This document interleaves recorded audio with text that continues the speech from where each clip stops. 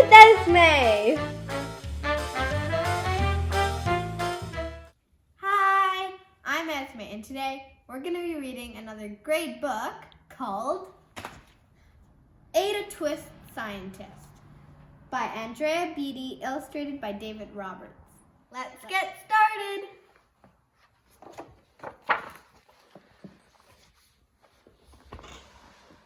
Ada Marie, said not a word till the day she turned 3.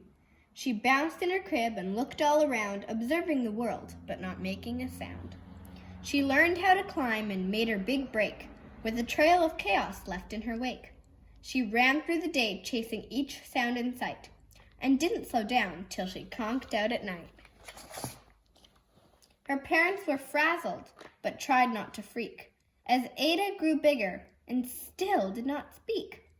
Clearly, young Ada, with lots in her head, would have something to say when it ought to be said.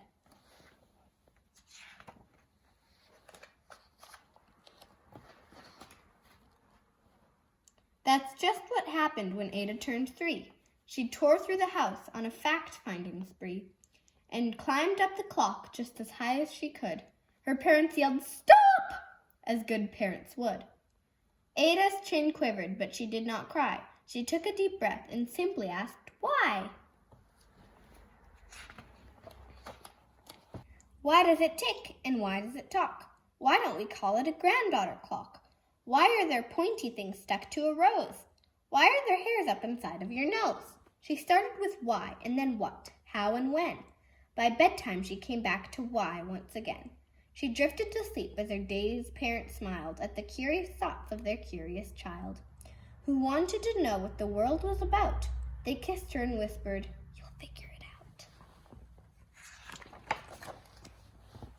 Her parents kept up with their high-flying kid, whose questions and chaos both grew as she did.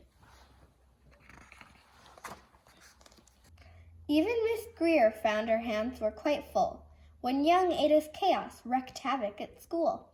But this much was clear about Miss Ada Twist. She had all the traits of a great scientist. Ada was busy that first day of spring, testing the sounds that make mockingbirds sing, when a horrible stench whacked her right in the nose, a pungent aroma that curled up her toes. "Zowie!" said Ada, which got her to thinking. What was the source of that terrible stinking? How does a nose know there's something to smell?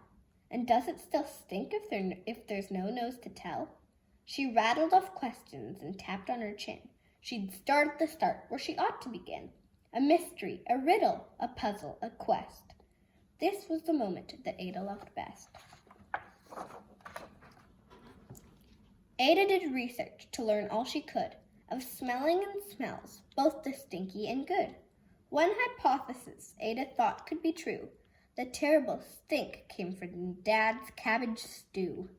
She tested and tested, but soon Ada knew it was time to come up with hypothesis 2. Then zowie! The stink struck again, just like that. Hypothesis 2. It's caused by the cat. The cat couldn't make such a stink on its own. It needed perfume and some fancy cologne.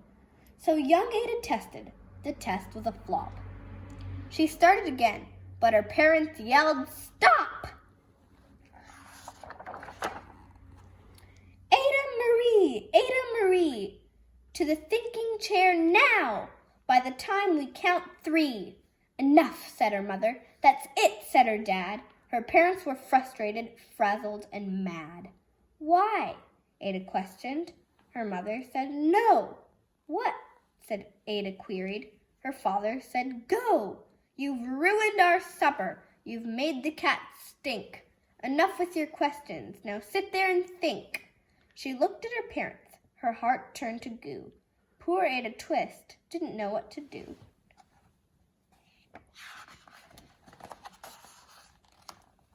She sat all alone by herself in the hall, and Ada, once more, could say nothing at all.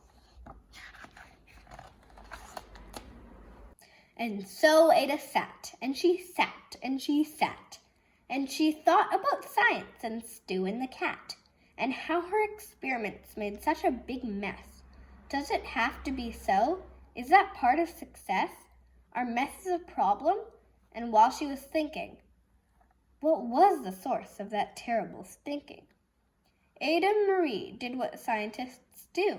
She asked a small question, then she asked two, and each of those led her to 3 questions more, and some of those questions resulted in 4.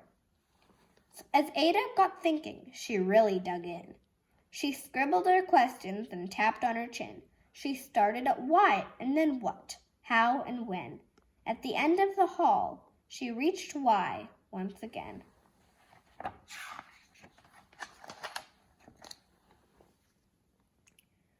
Her parents calmed down. They came back to talk. They looked at the hallway and just had to gawk.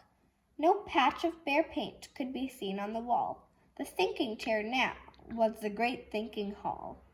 They watched their young daughter and sighed as they did. What would they do with this curious kid who wanted to know what the world was about? They smiled and whispered, "We'll figure it out." And that's what they did, because that's what you do when your kid has a passion and a heart that is true. They remade their world. Now they're all in the act of helping young Ada sort fiction from fact. She asks lots of questions. How could she resist? It's all in the heart of a young scientist. And as for that smell, what can Ada Twist do but learn all she can with her friends in grade 2? Will they discover the stink that curls toes? Well, that is the question. And someday, who knows? The end. Let's try one of Ada's experiments. Soon, I'm going to drop this packet of Mentos candy inside of the Diet Coke. Can you guess what's going to happen? Okay, let's go. So first, I'm opening up. Okay, now I'm going to put my finger over top of the Mentos. And on 3, 2, 1.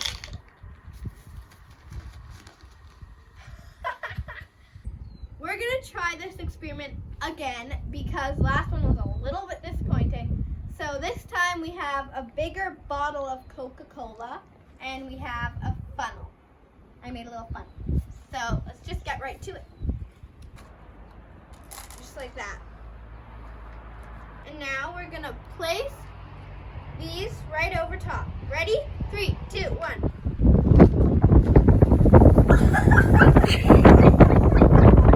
That was fun. Maybe you could get yours to go even higher. I dare you to try it at home. Thank you so much for watching. I hope you enjoyed the book. See you next time.